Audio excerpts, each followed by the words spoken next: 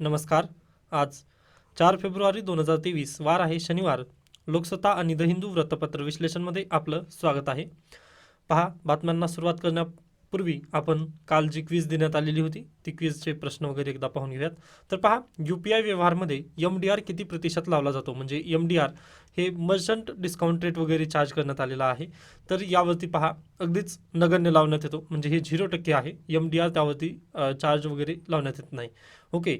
त्यानंतर भारत सरकार मार्फत गांधी जयंतीची 150वी वर्ष हा कार्यक्रम कोणत्या वर्षी साजरा करण्यात वगैरे आला, तर अगदीच 2019. कारण पहा, 1869 हे महात्मा गांधीजी यांची जयंतीचं वर्ष वगैरे होतं. मग त्याचे 150 वर्ष वगैरे अशा पद्धतीने 2019 हे वर्ष येतं.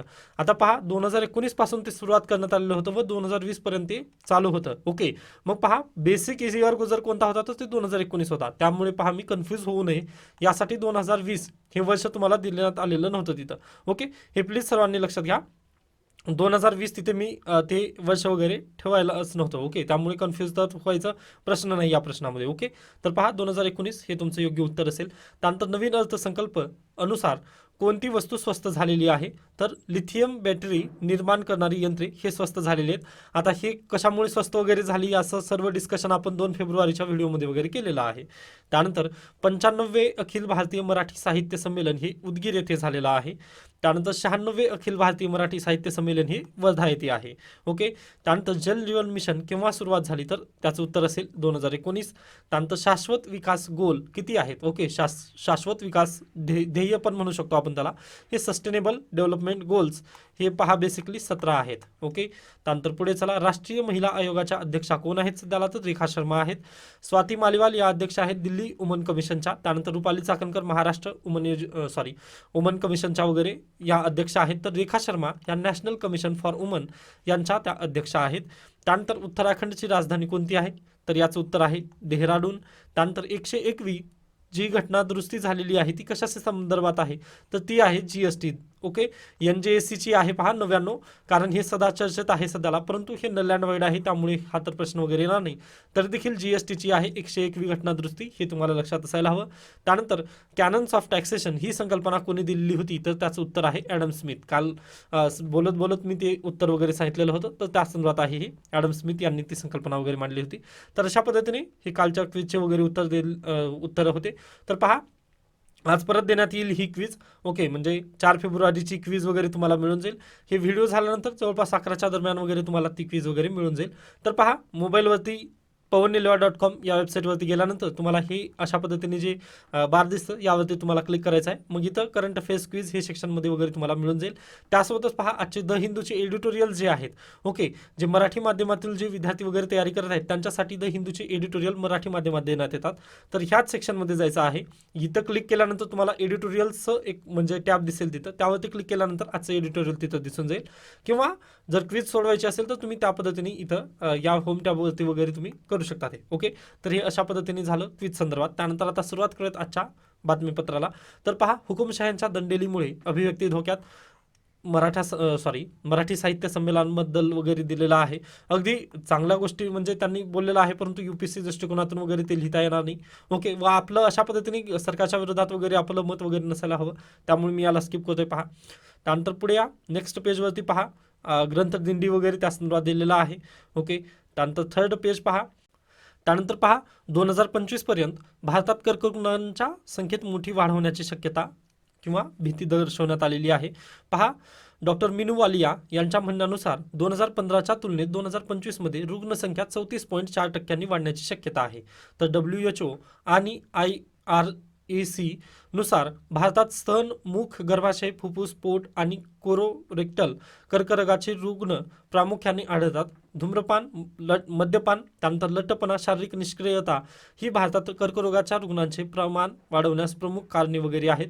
हे तुम्हाला लक्षात असायला हवं. त्यामुळे 34.4% वगैरे ही अगदीच 2025 पर्यंत वगैरे पेशंट वाढण्याची वगैरे भीती देण्यात आलेली आहे. ओके. तरी देखील म्हणजे याला लढण्यासाठी आपण काय केलेलं आहे, पुढल्या वर्षीपासून म्हणजे 2023 मध्येच आलेलं आहे, कारण गेल्या वर्षी ती न्यूज आलेली होती.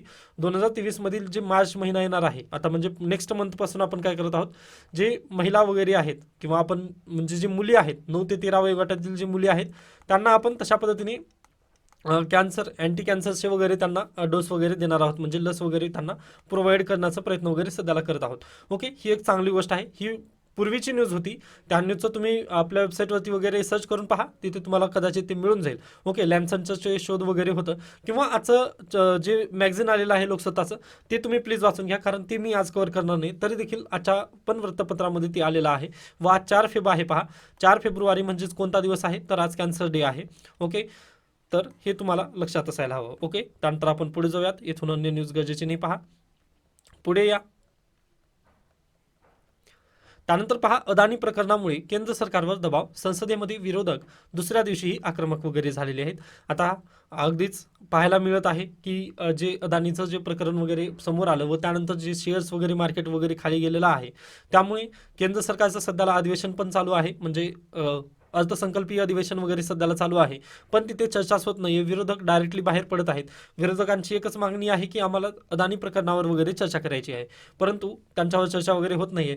व याचं उत्तम उदाहरण जर म्हटलं आपण तर पहा, चिटफंड प्रकरणामध्ये चिदंबरम यांच्या पत्नीसह तिघांची मालमत्ता वगैरे ईडी करून जप्त वगैरे करण्यात आलेली आहे, परंतु अद्याप काहीच त्यांच्यावरती म्हणजे हे केलं नाही केंद्र सरकार वगैरे. अदानीच्या प्रकरणावर वगैरे म्हणजे कुठेतरी आपलं पण म्हणजे पहा, अमेरिकनची जी संस्था वगैरे आहे USA, यांनी काय केलेलं आहे, आपल्या भारतीयांबद्दलचे त्यांनी हे केलेले आहेत, म्हणजे काय म्हणू शकतो आपण, त्या आपले प्रकरण वगैरे ते उघडकीस आणत आहेत. मग आपली भारतीय मीडिया काय करत आहे, हा पण एक मोठा सवाल इथं आपल्याला समोर सांगता येतो ना. म्हणजे दुसरे देश येऊन आपल्याला सांगत आहेत किंवा तुम्ही कुठेतरी फसत वगैरे आहात, मग हे चुकत आहे आपलं कुठेतरी. मग भारतीय जे सरकार वगैरे आहे यांनी पण गांभीर्याने हा प्रकरण वगैरे घ्यायला हवा. कारण पहा, म्हणजे सामान्य माणूस अगदीच शेअर्समध्ये वगैरे गुंतवणूक करतो. कारण पहा, 4,000चं एक शेअर होतं पूर्वी. ओके, 4,000चं एक शेअर फक्त जर अगदीच 400 रुपयेपर्यंत वगैरे जर त्याची किंमत वगैरे जर येत असेल, म्हणजे 400 रुपये तर आले नाही अद्याप, परंतु तुम्हाला म्हणजे समजावण्याचा प्रयत्न करतोय. म्हणजे पहा, 4हून फक्त जर 400 येत असेल तर एवढा म्हणजे लॉस किती आहे त्याचा. ओके, मग एवढा जर लॉस वगैरे भरून कोण काढणार आहे. म्हणजे हे सर्व फक्त अदानीला इथं हे बसत नाहीये, फटका बसत नाही, तर सामान्य माणसाला पण फटका बसत आहे.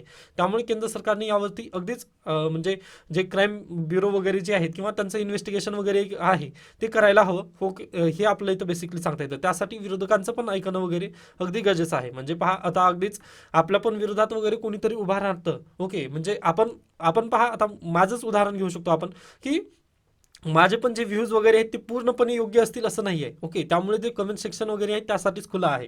कारण पहा, माझे पण काही गोष्टी वगैरे असतात ते अगदीच तुम्हाला पण खटकत वगैरे असतात.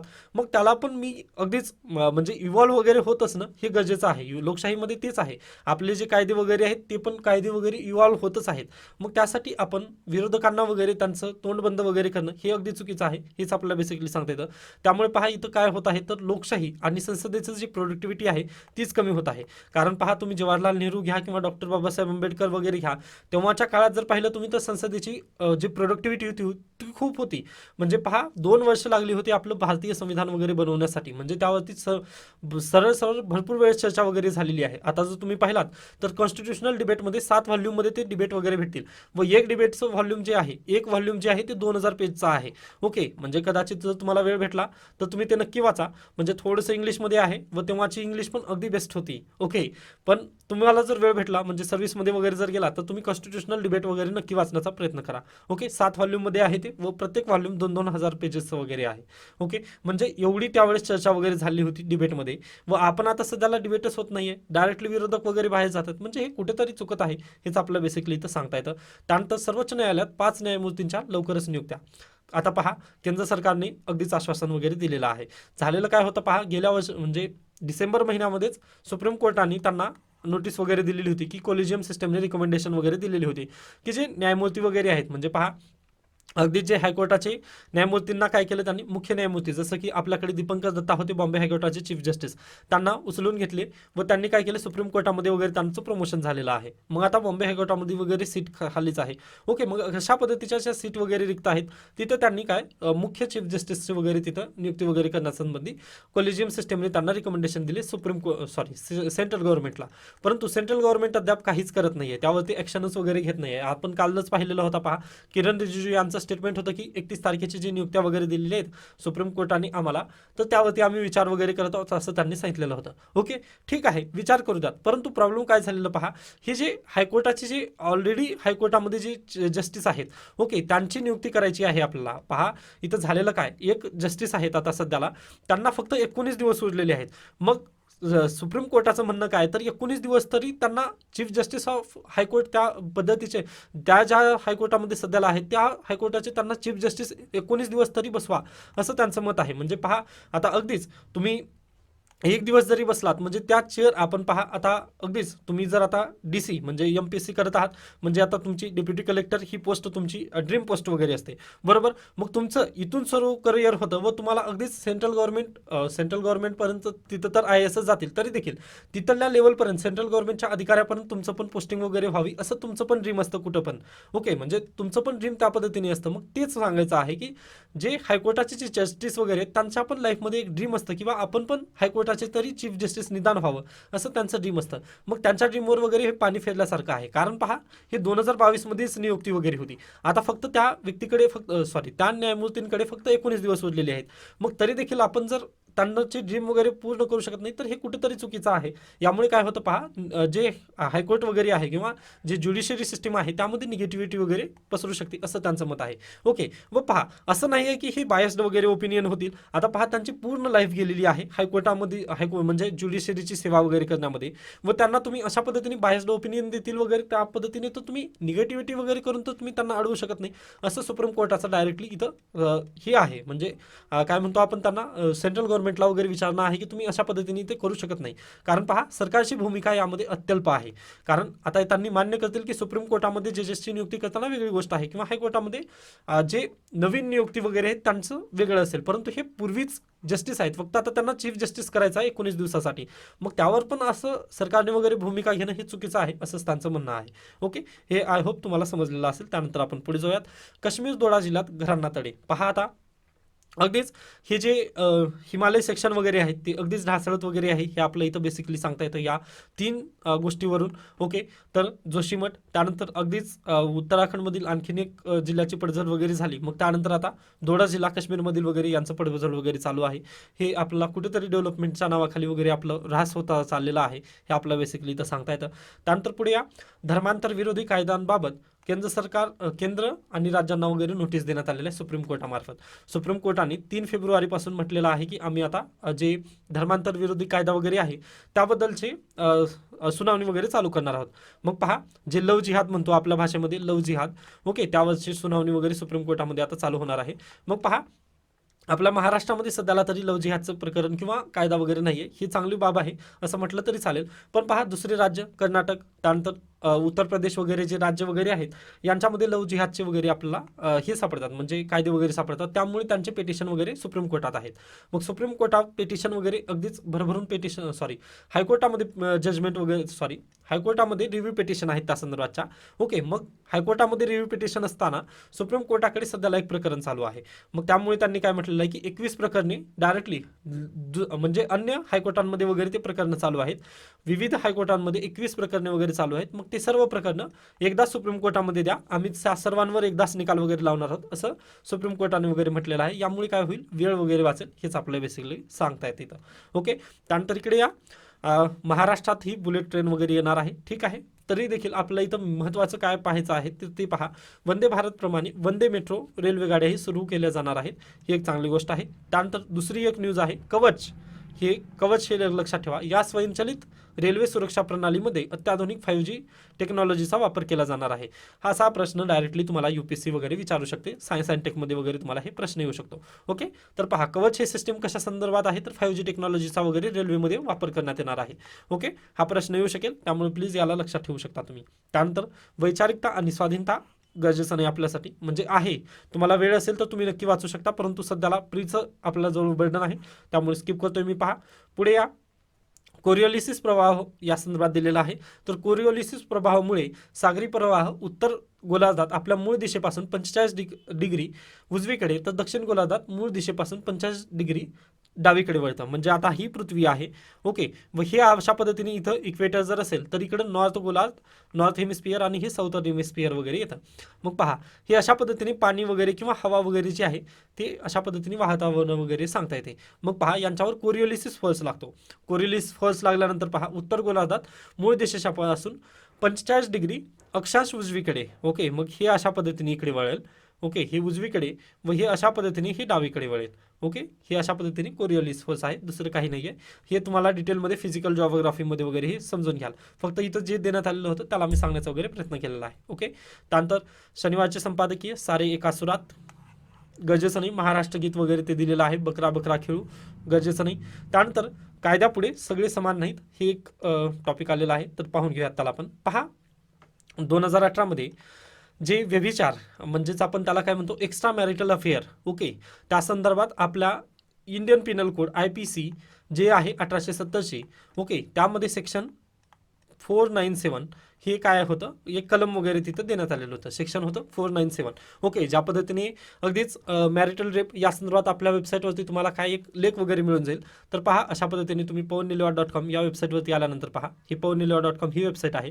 मग इथे पहा सोशल इश्यूजमध्ये, मग पहा, ज्या विद्यार्थ्यांना वाचनाची वगैरे आवड आहे त्यांनी अगदीच वाचून घेऊ शकता. सोशल इश्यूजमध्ये पहिल्यांदा मी मॅरिटल रेप या संदर्भात थोडंसं एक लेख लिहिलेला आहे, तर अगदीच तुम्हाला जर शक्य झालं तर ते तुम्ही नक्की वाचून घेऊ शकता. ओके, तर त्यानंतर आपण आता पाहूयात आजचं हे लेख. ओके, IPC मध्ये ते 375 होतं. ओके, जे मी मॅरिटल रेप वगैरे या संदर्भात लिहिलेलं आहे पहा, तर हे 375 बद्दल आहे. ओके, हे जो इश्यू आहे, हा जो इश्यू आहे, तर हा इश्यू आहे 375 या संदर्भात. तर आता आपला या लेखमध्ये आलेला आहे 497 हा इश्यू आलेला आहे. मग झालेलं काय पहा, 2018 एका केसमध्ये सुनावणी करत असताना सुप्रीम कोर्टाने सांगितलं की जे एक्स्ट्रा मॅरिटल अफेअर वगैरे आहेत त्यांना कायद्यानुसार गुन्हा वगैरे धरण्यात येत नाहीये. ओके, कन्सिडर करू शकत नाही आपण त्यांना कायद्यानुसार गुन्हा. त्यासाठी जे सेक्शन होतं 497 यानुसार शिक्षा वगैरे केली जात होती, याला आता डिक्रिमिनलाइज केलं, म्हणजे यानुसार वगैरे शिक्षा होणार नाही असं सुप्रीम कोर्टाने 2018 निर्णय दिला. ओके, मग यानुसार काय झालं पहा, हा निर्णय अगदीच मान्य झाला किंवा अगदीच ओपन माइंडेड वगैरे असल्याने ठीक आहे असं सगळीकडे चालू होतं. परंतु या निर्णयाचा परिणाम आपल्याला कुठे झाला, संरक्षण क्षेत्रात म्हणजे मिलिटरी सेक्शनमध्ये याचा परिणाम जास्त झालेला आपल्या इथं दिसून येतो. म्हणजे तिकडे कशा पद्धतीने झालं पहा, तिकडे हे एक्स्ट्रा मॅरिटल अफेअर्सच्या केसेस वगैरे जास्त वाढल्या. मग पहा, लष्करामध्ये एखादा अधिकारी वगैरे आहे व त्याचं जर एक्स्ट्रा मॅरिटल अफेअर वगैरे जर असेल तर त्याचं डायरेक्टली काय व्हायचं, कोर्ट मार्शल व्हायचं. ओके, मग हे कोर्ट मार्शल इकडे केलं जायचं. ओके, मग या संदर्भात हे कोर्ट मार्शल वगैरे झाल्यानंतर पहा, अगदीच तुम्हाला पण माहिती आहे, म्हणजे तुम्ही शब्द तरी ऐकून असाल की त्याची सर्व्हिस वगैरे डिसमिस वगैरे करण्यात येते वगैरे अशा पद्धतीने, म्हणजे त्यांचं कॅरेक्टर वगैरे ठीक नाही असं तिथं कन्सिडर केलं जातं. मग या संदर्भात पहा, आपल्याकडे ऑलरेडी सुप्रीम कोर्टाने सांगितलं की 2018 नुसार तुम्हाला म्हणजे जे एक्स्ट्रा मॅरिटल वगैरे अफेअर वगैरे आहे त्यानुसार तुम्हाला शिक्षा होणार नाही असं सांगितलेलं असलं तरी मिलिटरीमध्ये ते एक्स्ट्रा मॅरिटल अफेअरला वगैरे त्यांनी कोर्ट मार्शल करायचे. मग यामुळे काय झालं, आता सुप्रीम कोर्टामध्ये वगैरे केस चॅलेंज झाली. ओके, मग 2023 आत्ता निकाल आला त्याचा. मग सुप्रीम कोर्टाने म्हटलं की हा निकाल जो 2018 जो निकाल दिलेला होता, जे सेक्शन 497 जो हे आहे सेक्शन आहे IPC मधील, तो लष्करांना वगैरे तो लागू होत नाही असं त्यांनी सांगितलं. ओके, कारण पहा, कोर्ट मार्शल वगैरे आता पहा, कोर्ट मार्शल हे फक्त लष्करांसाठी वगैरे असतं, म्हणजे त्यांचे कायदे वगैरे जे आहेत ते वेगळे आहेत असं सुप्रीम कोर्टाचं एक प्रथमदर्शनी वगैरे तिथं पाहायला मिळतं. मग पहा, आता फक्त हे निकाल लागलेला आहे. आता याचे पॉझिटिव्ह निगेटिव्ह वगैरे आपल्याला पाहायचे आहेत. आता फक्त हे सुप्रीम कोर्टाचं मी सांगितलं की कशा पद्धतीने सुप्रीम कोर्टाने दिलेलं आहे. परंतु कुठे जरी पाहिलं तरी कदाचित एक व्हॅल्यू वगैरे यांनी सुप्रीम कोर्टाने पण चुकलेली आहे असं आपण इथं म्हणू शकतो. कारण पहा, ते आपल्या पर्सनल लाईफमध्ये वगैरे जर तशा पद्धतीने वक्तव्य वगैरे जर करत असतील तर काय हरकत आहे असं पण लेखकाला वगैरे तर म्हणायचं आहे. परंतु आता त्यामध्ये मी जर याला आपण डीपमध्ये पण घेऊ शकतो, परंतु आपण फक्त हे बॅकग्राऊंड वगैरे तुम्ही लक्षात घ्या. आजच्या पुरतं फक्त बॅकग्राऊंड लक्षात घ्या की 2018 सुप्रीम कोर्टाने डिक्रिमिनलाइज केलेलं होतं, परंतु लष्करामध्ये केसेस वाढल्यानंतर कोर्ट मार्शल वगैरे त्या व्यक्तींचं वगैरे होत होतं. हे तुम्ही बेस वगैरे तेवढं लक्षात ठेवा. याच्यावरती नक्की हमखास म्हणजे काल तर निकाल आलेला आहे, याचं जजमेंट आलेलं आहे. आपण पाहिलेलं होतं पहा काल व्यभिचारबद्दल वगैरे ते, तर त्याचं फक्त काल जजमेंट आलेलं आहे. मग आता येणाऱ्या काळामध्ये द हिंदूमध्ये किंवा लोकसत्तामध्ये वगैरे लेख येतील तेव्हा आपण यावरती डिटेल चर्चा नक्की करूयात. ओके, त्यामुळे प्लीज याला थोडंसं इथंच राहू द्या. ओके, त्यानंतर आपण पुढे जाऊयात. दहशतवादाचा भस्मासूर पाकिस्तानची राख करणारा गरजेचं नाही. पहा आता इथं अफगाणिस्तानबद्दल वगैरे म्हणजे अफगाणिस्तान पाकिस्तानबद्दल वगैरे कशामुळे अशा पद्धतीने म्हणजे पहा काय झालेलं आहे, तालिबानच्या पाकिस्तानच्या पेशावरमध्ये वगैरे मस्जिदीमध्ये हल्ला केला. कोणी? तर TTP या समूहाने वगैरे हल्ला केला असं त्यांचं मत आहे. मग हे अफगाणिस्तानशी वगैरे थोडंसं रिलेशन वगैरे आहे असं त्यांचं मत आहे. मग पहा अफगाणिस्तान पाकिस्तानवरच का हल्ले वगैरे करत आहे असं यांचं मत आहे. मग झालेलं काय, तर पाकिस्तान आणि अफगाणिस्तान अगदीच बॉन्डे वगैरे वगैरे आहेत. मग त्यामुळे हा इश्यू वगैरे झालेला आहे असं त्यांचं मत आहे. व याच्यापूर्वी पण मी सांगितलेलं आहे की जे इतिहासामध्ये वगैरे बॉन्डे टाकून देण्यात आलेली आहे अफगाणिस्तान आणि पाकिस्तानमध्ये, ओके, ही बॉन्ड्री जी आहे ती कोणी टाकून दिली, ते इंग्रजांनी. मग अफगाणिस्तानला ही बॉन्ड्री मान्य नाही आहे. हाच मोठा इश्यू झालेला आहे, त्यामुळे हे तिथे हल्ले वगैरे होत आहेत. ओके, हे बेसिक तुम्हाला लक्षात आलं असेल. त्यानंतर आपण पुढे जाऊयात. त्यानंतर पहा आभासी चलन गुंतवणुकीतील फसवणुकीसाठी बनावट वेबसाईट वगैरे तयार करण्यात आलेल्या आहेत. आता पहा पुणे येथून चौघे आर्थिक गुन्हे शाखेच्या ताब्यात वगैरे घेण्यात आलेले आहेत. तर पहा आपल्याकडे बिटकॉईन संदर्भात पण आपल्याकडे म्हणजे आपण अगदीच विस्तृतरित्या चर्चा वगैरे केलेली आहे. त्यामुळे मी आता बिटकॉईन म्हणजे काय वगैरे ते सांगणार नाही. परंतु पहा आपल्याकडे काय त्याला रेग्युलेशन नाही आहे. आपली RBI वगैरे जे आहेत त्यांनी रेग्युलेट वगैरे केलेलंच नाही आहे बिटकॉईनला अद्याप. ओके, त्यामुळे झालेलं काय, तर अशा पद्धतीच्या फसवणुकीच्या वेबसाईट वगैरे तयार झालेल्या आहेत. ओके, आता वेबसाईट करणं वगैरे जास्त काही त्यामध्ये हे नाही आहे. ओके, जास्त म्हणजे रॉकेट सायन्स वगैरे तर काही नाही आहे. तर वेबसाईट तर कोणी पण तयार करू शकतं. मग तशाच पद्धतीने झालं की वेबसाईट तयार केलेले आहेत व बनावट वेबसाईट आहेत. त्या बनावट वेबसाईट तयार करून बिटकॉईन वगैरे विक्रीच केलं जातं. किंवा गुंतवणूक करा बिटकॉईनमध्ये वगैरे गुंतवणूक करा, तुम्हाला चांगल्या पद्धतीने रिटर्न वगैरे मिळेल असं त्यांचं मत वगैरे आहे. त्यामुळे अशा पद्धतीने पहा 2,96,00,000 रुपयांची फसवणूक झालेली आहे. किती? 116 तक्रारी आहेत. 116 तक्रारीमध्ये 2,96,00,000 2,96,00,000 एवढी रक्कमचं वगैरे तिथं हे झालेलं आहे. आपल्याला हे बेसिकली सांगता येते. ओके, ही रक्कम वगैरे मोठी आहे. त्यामुळे अगदीच म्हणजे किती जरी असती तरी ती रक्कम आहे. त्यामुळे लवकरात लवकर यावरती रेग्युलेशन वगैरे यावं हेच आपल्याला इथं बेसिकली सांगता येतं. ओके, त्यानंतर पुढे या. इथून अन्य न्यूज गरजेचे नाही. पहा त्यानंतर इथे पहा राज्यभरातील शाळांमध्ये आता आजी आजोबा दिवस वगैरे साजरा करण्यात येणार आहे. तर तो दिवस कोणता असेल पहा, तर 10 सप्टेंबर हा दिवस कोणता म्हणून साजरा केला जाईल, तर आजी आजोबा दिवस म्हणून साजरा करण्यात येणार आहे. लक्षात ठेवा, हा पण प्रश्न वगैरे MPSC कंबाईनला वगैरे येऊ शकतो. ओके, त्यानंतर आपण पुढे जाऊयात. इथून आर्थिक न्यूज वगैरे दिलेले आहेत, गरजेच्या नाहीत. त्यानंतर पहा चतुरंग हे लोकसत्ताचं मिनी मॅगझिन आहे. यातील एक तुम्हाला लेख वाचायचा आहे, त्यानिमित्ताने सांगतोय मी. कर्करोगाची घट्ट पकड ही तुम्हाला लेख वगैरे वाचायचा आहे. आता यामध्ये दिलेलं आहे पहा लॅन्सेनचे संशोधन वगैरे दिलेलं आहे. आता मी पण वाचलेलं आहे, परंतु याला पूर्ण डीपमध्ये वगैरे देणार नाही. आता इथं पहा 25% हे कोणत्या कोणत्या कॅन्सरचे वगैरे प्रमाण वगैरे हे सर्व इथं दिलेलं आहे. प्लीज तुम्ही हा लेख एक वाचून घेऊ शकता. ओके, त्यामुळे मी आजचं लोकसत्ता वृत्तपत्र इथे संपत होतं. त्यानंतर आता आपण सुरुवात करूयात आजचं द हिंदू. ओके, एक मिनिट. त्यानंतर पहा पहिली न्यूज आपण पाहिली आहे की 5 कॉलेजियम पिक्ड जजेस to be posted soon. Central गव्हर्नमेंटने ठीक आहे आम्ही मान्य करतो असं म्हटलेलं आहे. त्यानंतर banking sector remains resilient stable says RBI in backdrop of Adani stress. Okay, पहा आय थिंक एक न्यूज राहिलेली आहे आपली, ती आता इथं कव्हर करण्याचा मी प्रयत्न करतो. तर SBIला काल माहिती आहे सर्वांना की RBIने काय केलं होतं, गाईडलाईन जारी केलेले होते. ओके, की ज्या ज्या बँकांनी अदानी समूहाला कर्ज वगैरे दिले त्यांनी उघडकीस वगैरे आणावं. तर SBIने किती 27,000 कोटी एवढं कर्ज वगैरे अदानी समूहाला दिलेलं आहे असं त्यांनी मान्य केलेलं आहे. ठीक आहे, काय होईल त्याबद्दल आपण चर्चा पुन्हा करूयात. त्यानंतर court issues notice to centre on BBC documentary ban. पहा पंतप्रधान नरेंद्र मोदी यांच्यावरती 2002 मध्ये जे राईट वगैरे घडून आले गुजरातमध्ये, तर त्या दंग्यांसंदर्भात वगैरे एक BBCने डॉक्युमेंटरी वगैरे बनवलेली होती. मग त्याच्या विरोधात वगैरे सेंट्रल गव्हर्नमेंटने काय केलं, ती बॅन केलेली आहे. ती डॉक्युमेंटरी BBCची बॅन केली. मग त्याच्या विरोधात जे ॲडव्होकेट प्रशांत भूषण वगैरे आहेत यांनी काय केली, याचिका दाखल केलेली आहे की आर्टिकल 19चं इथं उल्लंघन वगैरे आहे असं त्यांचं मत आहे. मग सुप्रीम कोर्टाने आता नोटीस वगैरे पाठवलेली आहे. आता पाहूयात सुप्रीम कोर्टाचं त्याबद्दल मत वगैरे काय येईल.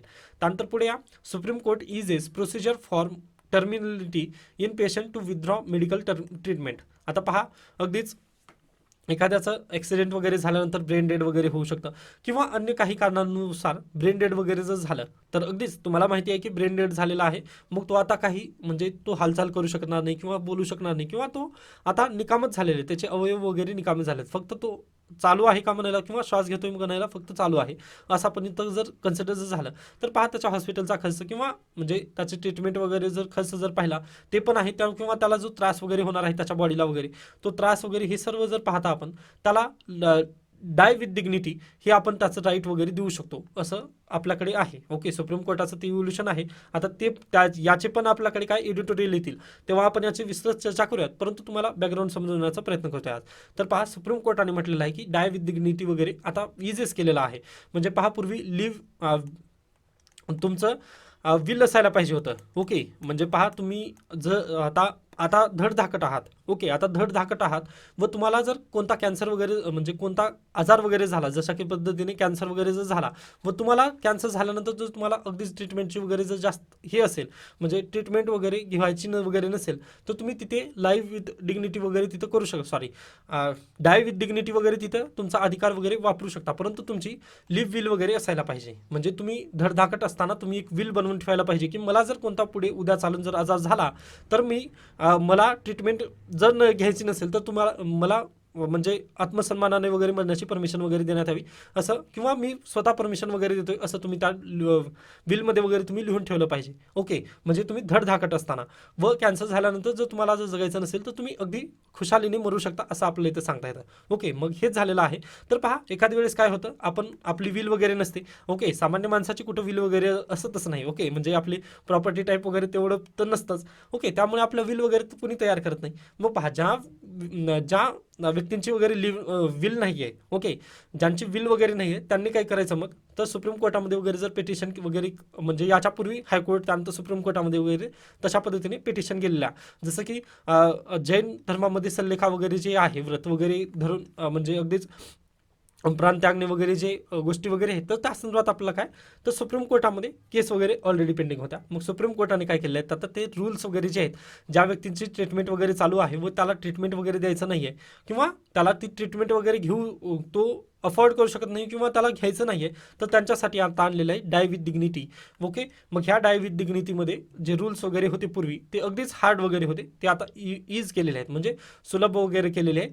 मग आता जर एखाद्याला जर वाटलं की मरायचं आहे तर अगदीच तो मरू शकतो, परंतु मेडिकल ट्रीटमेंटमध्येच. ओके, मेडिकल ट्रीटमेंट जर जास्त अफोर्डेबल वगैरे जर नसेल त्याला, म्हणजे अगदीच 17 कोटीचं वगैरे जर एक इंजेक्शन वगैरे, म्हणजे काल परवाची न्यूज होती तर त्या संदर्भात मी सांगतो तुम्हाला, जर तशा पद्धतीने आपण अफोर्डच करू शकत नाही ते इंजेक्शन वगैरे, म्हणजे अगदीच पहा 17 कोटीचं जर एक इंजेक्शन म्हणजे अगदीच मेलेलं परवडेल, अगदी त्या पद्धतीने जर असेल तर त्या व्यक्तीला वगैरे आपण डाय विथ डिग्निटीचा वगैरे अधिकार बहाल करत आहोत, ही देण्यात आलेला आहे. आता मी फक्त तुम्हाला इथल्या इथं समजण्याचा वगैरे प्रयत्न केलेला आहे.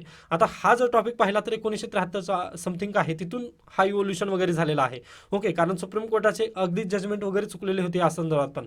Okay, right to die. Okay, म्हणजे इंटरेस्टिंग आहे ती पण स्टोरी वगैरे. कधी जर वेळ भेटला किंवा एडिटोरियल जर आलं तर नक्की त्यावरती मी जजमेंटनुसार वगैरे त्याची कहाणी तुम्हाला नक्की सांगणार आहे. ओके, तर हे पण तुम्ही बॅकग्राऊंड वगैरे लक्षात ठेवा की सुप्रीम कोर्टाने काय निर्णय वगैरे दिलेला आहे. ओके, त्यानंतर आपण पुढे जाऊयात. स्पॉटलाईट गरजेची नाही आपल्यासाठी. त्यानंतर डायरेक्टली पुढे येऊ शकता तुम्ही. पुढे या. त्यानंतर पहा, Kerala budget petrol liquor to cost more. Okay, दारू आणि पेट्रोलवरती वगैरे त्यांनी पण जे सेज वगैरे आहे किंवा सॉरी सेज सेंट्रल गव्हर्नमेंट घेतं, जे टॅक्स वगैरे आहे व्हॅल्यू ॲडेड टॅक्स, स्टेट गव्हर्नमेंटकडे फक्त एकच टॅक्स आहे सध्याला, कोणता आहे, व्हॅट. ओके, जो व्हॅट कशावर लागतो, लिकर आणि पेट्रोल या दोनच गोष्टीवर लागतो, हे तुम्हाला लक्षात असायला हवं. व्हॅल्यू ॲडेड टॅक्स कुठं आहे तर स्टेट गव्हर्नमेंट घेतं व सेस जे घेतं ते सेंट्रल गव्हर्नमेंट वगैरे घेतं, किंवा इन्कम टॅक्स वगैरे जे घेतं ITI ॲक्ट. आता पहा तुम्ही, बजेट आल्यानंतर बजेटमध्ये ITI संदर्भात म्हणजे इन्कम टॅक्स संदर्भातच चर्चा वगैरे झाली. पेट्रोल आणि लिकरवर वगैरे, दारू आणि पेट्रोलवर वगैरे तिथं चर्चा झाली नव्हती. का तर पहा, पेट्रोल आणि लिकर यावरती चार्ज कोण करतं तर व्हॅल्यू ॲडेड टॅक्स म्हणजे स्टेट गव्हर्नमेंट वगैरे त्यावरती चार्ज करतं. ओके, त्यानंतर आपण पुढे जाऊयात. इथून अन्य न्यूज गरजेची नाही.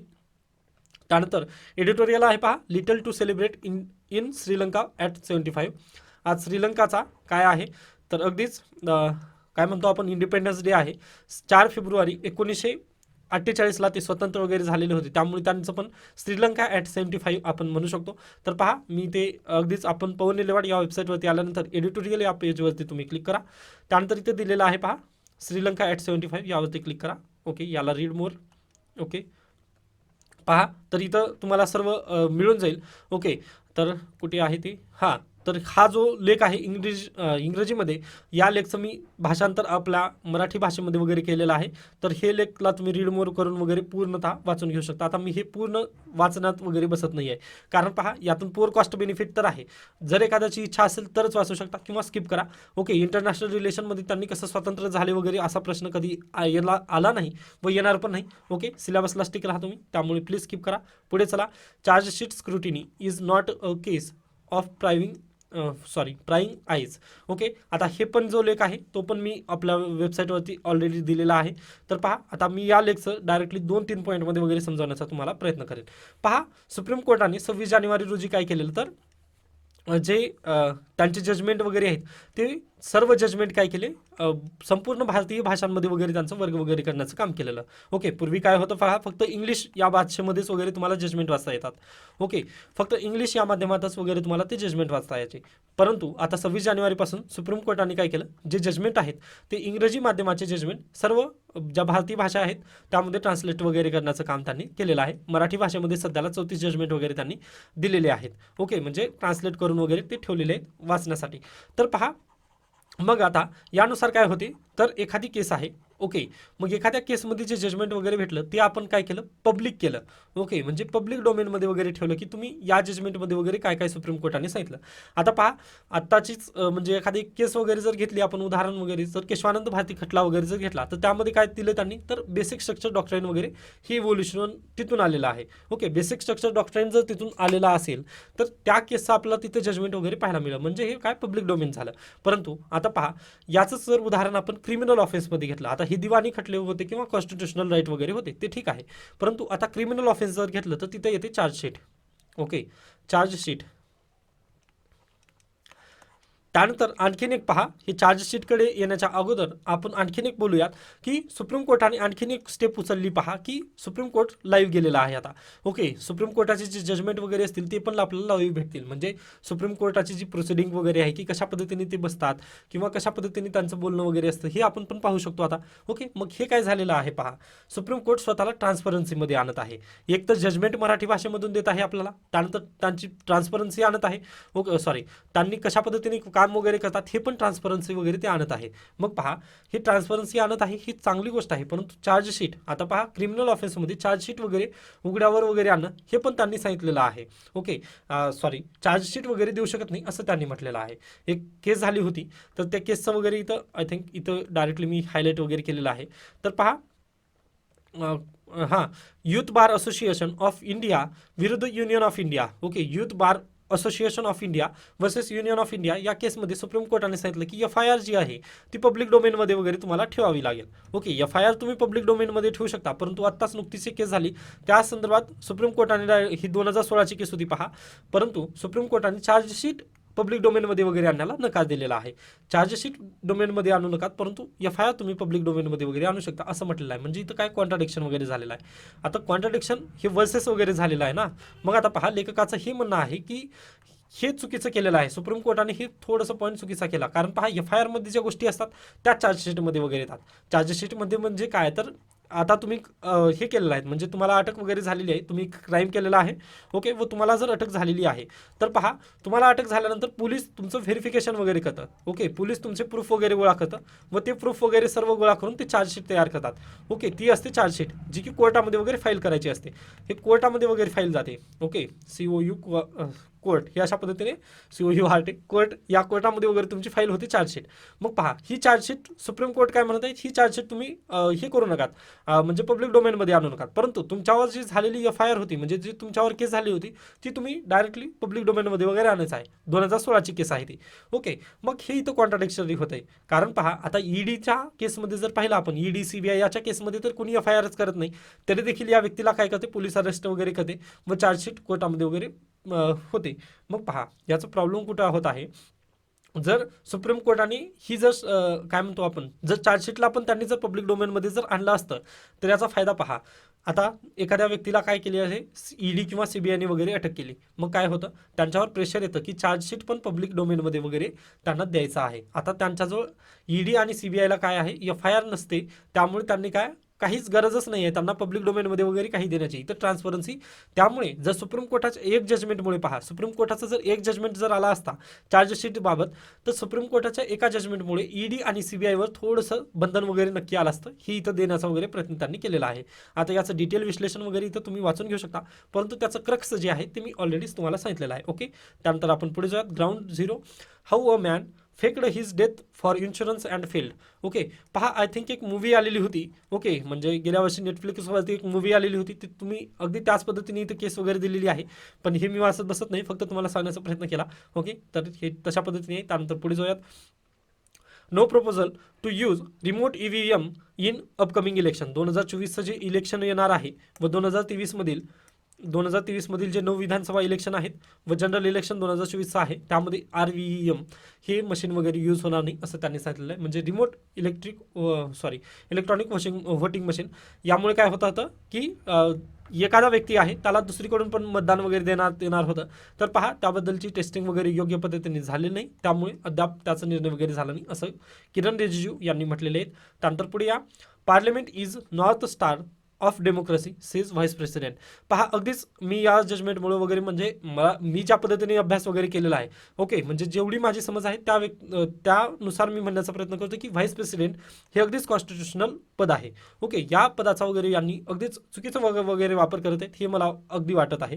कारण पहा व्हाईस प्रेसिडेंट हे कॉन्स्टिट्युशनल पोस्ट असल्यामुळे यांनी ज्युडिशरी जी आहे त्याबाबत यांनी हे करू नये, म्हणजे इंटरफेअर वगैरे करू नये. कारण पहा चेक्स अँड बॅलन्स आपल्या संविधानाने वगैरे दिलेला आहे. सर्वांना पॉवर कुठून भेटली आहे, पहा ज्युडिशरी घ्या, एक्झिक्युटिव्ह घ्या किंवा लेजिस्लेचर घ्या, हे तिन्ही जर दल वगैरे जर पाहिले आपले, तर या तिघांना पण पॉवर कुठून भेटले, तर कॉन्स्टिट्युशनल. मग कॉन्स्टिट्युशनल सुपर आहे. ओके, न की पार्लमेंट वगैरे सुपर. ओके, आता पहा पार्लमेंटला जर सुपेरियर वगैरे व्हायचं असेल तर ज्युडिशरी त्यांना हमखास खाली आणणार आहे. मग असं स्टेटमेंट वगैरे देऊन किंवा नरेटिव्ह अशा पद्धतीने समाजात निर्माण करून काही आपल्याला साध्य वगैरे होत नाही आहे. ओके, आता पहा हे जर एखाद्या वेळेस बीजेपीचे कोणी बीजेपीचे प्रवक्ता वगैरे जर त्यांनी मत तशा पद्धतीने दिलं तर ते ठीक होतं, परंतु आपले जे व्हाईस प्रेसिडेंट आहेत जे संवैधानिक पोस्टवरती वगैरे बसलेले आहेत, कारण पहा ते आता एखाद्या पार्टीचे वगैरे नाहीत, व्हाईस प्रेसिडेंट ऑफ इंडिया अशा पद्धतीने त्यांना गणलं जातं, व्हाईस प्रेसिडेंट ऑफ इंडिया. व त्यांनी जे संवैधानिक बॉडी आहे तिचं पण त्यांना चांगल्या पद्धतीने ही चांगलीच बॉडी आहे अशा पद्धतीने कार्य वगैरे करत आहे असं सांगायला हवं होतं, न की त्याचे निगेटिव्ह पॉईंट समाजाला सांगायचे. ओके, पॉझिटिव्हच सांगायला वगैरे हवं होतं, परंतु हे काय करत आहेत तर निगेटिव्ह गोष्टी वगैरे समाजामध्ये नरेटिव्ह वगैरे सांगत आहेत. आता कदाचित मी चुकेल, परंतु पहा अगदीच म्हणजे तुम्हाला थोडंसं तुमच्या पण भावना ठेस पोहोचतील, परंतु जेव्हा तुम्ही संविधानाचा वगैरे अभ्यास करता तुम्हाला पण हे अगदी कुठेतरी चुकीचं आहे हेच तुम्हाला वाटतं. कारण पहा जे व्हाईस प्रेसिडेंट सध्याचे आहेत हे याच्यापूर्वी कुठे होते, बंगालमध्ये गव्हर्नर होते. मग त्यावेळेस पण अशाच पद्धतीने त्यांचे म्हणजे कॉन्ट्रोवर्सी वगैरे त्यांची अगदीच व्हायची. आता किरण रिजिजू अगदी बोलतात, ते अगदी त्यांचं मत आहे किंवा ते गरजेचं आहे. कारण पहा ते निवडून आलेले आहेत, लोकांमार्फत ते निवडून आलेले आहेत, म्हणजे काय ते रिप्रेझेंट करतात लोकांना. ओके, त्यांचा तो अधिकार आहे, परंतु व्हाईस प्रेसिडेंटचा तो अधिकार आहे का, अगदी नाही आहे. कारण ते कॉन्स्टिट्युशनल पोस्टवरती आहेत व दुसऱ्या कॉन्स्टिट्युशनल पोस्टवाल्यांना ते तशा पद्धतीने करू नये असं माझं तरी इथं बेसिकली मत आहे. पहा आता अगदीच तुम्हाला पण इंटरव्ह्यूमध्ये वगैरे जर विचारणार नाही तरी पण तुम्हाला जर तशा पद्धतीने कॉन्ट्राडिक्टरी स्टेटमेंट वगैरे जर आलं तर तुम्ही प्लीज साईड घ्या संविधानाची. ओके, पहा आता तुमच्या पुढे इथिकल कस्टडीमध्ये तसंच असतं, जर तुम्ही कायदा नाही बरोबर असाल ना तर तुमच्या पुढे 500 जरी असतील व्यक्ती किंवा 1000 जरी व्यक्ती असतील, तुम्हाला जर तुम्ही कायदा फॉलो करत असाल तर तुम्ही त्यांना डायरेक्टली अटक करू शकता. कारण तुम्ही संविधानाचे रक्षक आहात. रूल ऑफ लॉ आपला अस्तित्वात आणायचा आहे, rule of law. Okay, rule of लॉला आपण धरून चालायचं. त्यामुळेच आपल्याला पहा संविधानामध्ये काय UPSC आणि MPSC साठी काय हे आहेत, काय म्हणतो आपण, प्रावधान वगैरे करण्यात आलेले आहेत. त्यामुळे आपल्याला संरक्षण कुठून दिलेलं आहे, न की म्हणजे आपल्याला संरक्षण वगैरे संविधानातूनच आलेलं आहे, कॉन्स्टिट्युशनल पोस्टनुसार वगैरे आपल्याला संरक्षण आहे. ओके, त्यामुळेच आपल्याला अशा पद्धतीने म्हणजे रूल ऑफ लॉ मेंटेन करण्यासाठीच आपल्याला तिथे प्रोव्हिजन वगैरे दिले आहेत, हे बेसिकली वगैरे इथं सांगता येतं. ओके, त्यानंतर आपण पुढे जाऊयात. इकडे पहा गव्हर्नमेंट एक्सटेंड डेडलाईन फॉर हां, पहा PM कुसुम योजना. ओके, हे प्रश्न येऊ शकतो UPSCला वगैरे. तर PM कुसुम योजना ही जी योजना आहे तर सोलार सिस्टीमबाबत वगैरे योजना आहे, 2022पर्यंत होती पूर्वी, तर तिचं एक्सटेन्शन वगैरे आता करण्यात आलेलं आहे या बजेटनुसार वगैरे. हे तुम्हाला लक्षात असायला हवं. PM कुसुम योजना कशा संदर्भात आहे, तो सोलार सिस्टीम संदर्भात आहे. ओके, हे लक्षात घ्या तुम्ही. त्यानंतर पुढे न्यूजकडे चला. Supreme court refuses to refer conversion issue to law commission. पहा आता इथे पण तेच इश्यू झालेला आहे. आत्ताच आपण काय म्हटलं की लव जिहादबाबतचे जे प्रकरण वगैरे आहेत 21 केसेस वगैरे आहेत जे पेंडिंग, लोकसत्तामध्ये न्यूज आलेली होती की 21 प्रकरणं वगैरे सुप्रीम कोर्टाने नोटीस दिली आहे केंद्र सरकारला आणि राज्य सरकारला. ओके, मग 21 जे प्रकरणं वगैरे आहेत ते सर्व आता कुठे जाणार आहेत? सुप्रीम कोर्टामध्ये जाणार आहेत. परंतु सेंट्रल गव्हर्नमेंट काय म्हणत आहे यांना? तर सेंट्रल गव्हर्नमेंट म्हणतं की हे सुप्रीम कोर्टामध्ये न जाता लॉ कमिशनकडे जावा. लॉ कमिशन म्हणजे सुप्रीम कोर्टाला इथं बायपास करण्याचा वगैरे प्रयत्न वगैरे होतोय. म्हणजे इथं काय ज्युडिशरीवर हल्ला आहे. पहा आता इथं ह्या प्रश्नामध्ये मी तेच म्हणण्याचा प्रयत्न करत होतो की कॉन्स्टिट्यूशननुसार ज्युडिशरी, एक्झिक्युटिव्ह आणि लेजिस्लेचर या तिघांना पण समान पॉवर भेटलेले आहेत.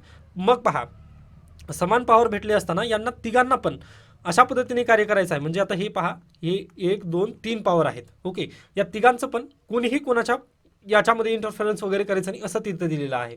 ओके, आता यांनी इकडे यांनी करू नये असं ते आपल्याला बेसिकली सांगता येतं. म्हणजे पहा हे रस्ते आहेत, हे आहे ज्युडिशरीचा रस्ता, हे आता इथं दुसरा रस्ता काढूयात आपण सेंट्रल गव्हर्नमेंटचा, अशा म्हणजे लेजिस्लेचरचा रस्ता आपण इथं 2 रस्ते तयार केलं. ओके, 2च रस्ते तयार करूयात कारण तिसरा तर रस्ता एक्झिक्युटिव्हचा आहे तो आपल्यासाठी आहे. ओके, मग पहा हे ज्युडिशरीचा रस्ता आहे, यांनी इकडे ज्युडिशियल ॲक्टिव्हिजम वगैरे करू नये असं आपल्याला सांगता येतं. ज्युडिशियल ॲक्टिव्हिजम किंवा ज्युडिशियल रिव्ह्यू करून ते तशा पद्धतीने कार्य करतं. ओके, म्हणजे सुप्रीम कोर्ट पण जास्त हे नाही आहे किंवा म्हणजे तशा पद्धतीची गरिमा आपण मेंटेन करू शकतो. परंतु सुप्रीम कोर्ट पण कधी कधी काय करतं पहा, तर ज्युडिशियल ॲक्टिव्हिजम वगैरे करून यांच्या या रस्त्यामध्ये येतं, लेजिस्लेचरच्या रस्त्यामध्ये वगैरे येण्याचा प्रयत्न तर ते नक्की करत असतात. मग पहा हे कदाचित लेजिस्लेचरला वगैरे खटकतं. मग यांनी काय करतात, लेजिस्लेचर यांचा रस्ता क्रॉस करून ज्युडिशियलच्या रस्त्यात येतात. मग सध्याला तेच होत आहे. परंतु हे जर किरण रिजिजू यांनी जर मत व्यक्त केलं असतं तर ते ठीक आहे. परंतु व्हाईस प्रेसिडेंट ऑफ इंडिया यांनी अशा पद्धतीचं मत वगैरे व्यक्त करणं हे अगदी चुकीचं आहे असं माझं मत होतं. ओके, तर हे तुम्हाला लक्षात घ्या की चेक्स अँड बॅलन्स वगैरे आपला तशा पद्धतीने की आपापला रस्ता धरून चालणं हेच गोष्ट वगैरे इथं गरजेची बेसिकली वाटते आपल्याला.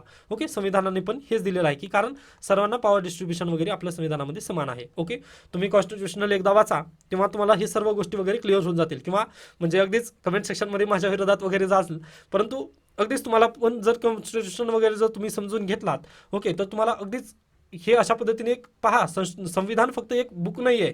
ओके, तर ते एक इमोशन आहे. ओके, संविधान फक्त एक बुक नाही आहे हे लक्षात ठेवा तुम्ही. त्यामुळेच पहा इथिक्स 2019ला प्रश्न आलेला होता कॉन्स्टिट्यूशनल मोरॅलिटी वगैरे वगैरे. ओके, तर ते काय आहे, संविधान एक इमोशन या पद्धतीने वगैरे तुम्ही पाहू शकता त्याला. ओके, तर जर कदाचित तुम्ही अभ्यास वगैरे जर केला तर नक्कीच त्याला तुम्हाला समजून घेईल, तुम्ही पण समजून घ्याल असं माझं मत आहे. ओके, थोडंसं त्यानंतर पहा पुढे, Indian companies eye drop linked with 55 adverse event in US. Okay, यूएसची जी US मध्ये पहा भारतातील एक कंपनी आहे जी भारतामध्ये आय ड्रॉपचं वगैरे प्रोडक्शन तर करते, परंतु भारतात येत नाही ती प्रोडक्शन. तर ती भारतातून प्रोडक्शन करून ते कुणाला देते तर USA वगैरे देते. मग त्या कंपनीवर सध्याला आयवॉच वगैरे केलेले आहेत की कारण पहा त्यामुळे काय होत आहे, ॲडव्हर्स इफेक्ट वगैरे पडत आहेत USAच्या जनतेचे वगैरे असं त्यांचं मत आहे. USची जी CDC वगैरे आहे जे डिसीज कंट्रोल वगैरे करते बॉडी, तर त्यांनी तशा पद्धतीने ही केलेलं आहे. म्हणजे आता कंपनीला वगैरे सांगितलेलं आहे. म्हणजे पहा भारतातील फार्मास्युटिकल सेक्टर अगदीच इव्हॉल्व तर झालेलं आहे, परंतु त्यावरती पण रेग्युलेशन वगैरे नाही हे आपलं इथं बेसिकली सांगता येतं. त्यामुळे आपल्याला पण नवीन बिलची वगैरे गरज आहे हे आपण इथं बेसिकली सांगू शकतो. त्यानंतर पुढे चला, हे वर्ल्ड न्यूज वगैरे गरजेचं नाही, डायरेक्ट आपण त्यानंतर स्पोर्ट्स न्यूज आहेत पहा. आजच्या पेपरमध्ये टेक्स्ट आणि कंटेक्स्ट हे पण पेज नसतं. तर अशा पद्धतीने आजचं लोकसत्ता आणि द हिंदू वगैरे वृत्तपत्र इथे संपतं. त्यानंतर पहा आता अगदीच 11च्या दरम्यान वगैरे तुम्हाला टेलिग्रामवरती एक लिंक मिळून जाईल, त्यामध्ये क्विज वगैरे असेल आजच्या वृत्तपत्रासंबंधी, तर ते तुम्ही अगदीच सोडवण्याचा वगैरे प्रयत्न करू शकता. याबाबत काही शंका काही सजेशन वगैरे असतील तर तुम्ही नक्की मला सांगू शकता. धन्यवाद.